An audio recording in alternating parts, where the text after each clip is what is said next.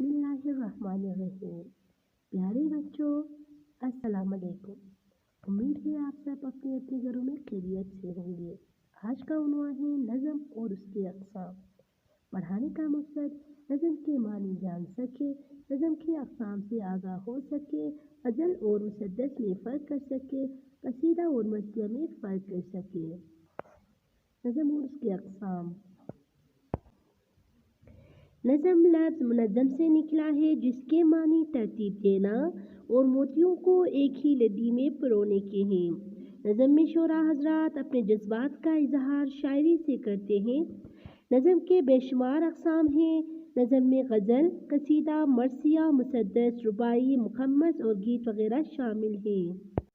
मैं आप लोगों को गज़ल, कसीदा, मर्सिया और मुसद्दस पढ़ाऊँगी, क्योंकि ये जमात हफ्तों का सिलेबस है। गज़ल अरबी ज़ुबान का लफ्ज़ है। इसके मानी है औरतों से बातें करना।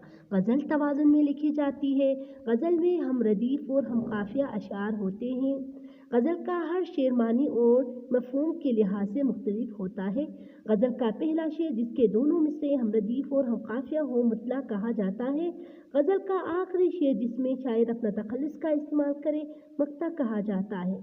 तो आइए देखिए कि गज़ल का एक मिसाल है। मर्सिया। मर्सिया अरबी ज़बान का लफ्ज़ है, जिसके मानी नियत पे रोने के हैं। वो नज़म जिसमें मरने वालों के फ़ज़ाइल और खूबियाँ बयान करते हैं। मर्सिया में मरहूमीन की तारीफ़ के अलावा तासीफ़ और अफसोस का इजहार करता है। मर्सिया मरहूमीन के लिए मखसूस है। आइए ये मर्सिया का एक मिसाल है। कसीदा। कसीदा अरबी ज़ुबान का लफ्ज़ कसद से निकला है, जिसके मानी इरादा करने के हैं। वो नज़म जिसमें जिंदा इंसान की तारीफ बयान की जाती है। कसीदा सिर्फ जिंदों के लिए मखसूस है। इसकी बेहतरीन मिसाल नात और हम्द है।